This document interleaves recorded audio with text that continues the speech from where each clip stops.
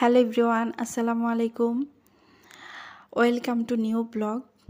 আমার প্রথম ভিডিও এটা, নতুন চ্যানেল খুলছি। আশা করি সবাই আমার পাশে থাকবেন, আমার চ্যানেলটাকে সাবস্ক্রাইব করবেন, লাইক করবেন, কমেন্ট করবেন। এখানে আমি আমার প্রতিদিনের ডেইলি ব্লগ, তাছাড়া সহজে রান্নার রেসিপিগুলো শেয়ার করব, যেগুলো আপনাদের কাজে আসবে। খুবই ইজি ওয়েতে যেগুলো আমি রেসিপি করি ওগুলো শেয়ার করব। সবাই আমাকে একটু সাপোর্ট করবেন দয়া করে। আজকে আমি এখানে কোল্ড ড্রিঙ্কস বানাচ্ছি, যেটা গরমের মধ্যে খুবই ভালো। আমি প্রথমে ট্যাং দিয়ে জুস বানিয়েছিলাম। তো এটাকে আরেকটু সুন্দর করে দেখানোর জন্য ভ্যানিলা আইসক্রিম উপর দিয়ে দিয়েছি।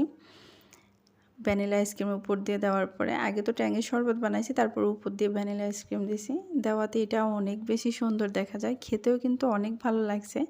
যেরকম আমরা কোল্ড কফিগুলো খাই সেম ওরকমই ছিল, টেস্টও অনেক ভালো ছিল আইসক্রিম দেওয়াতে।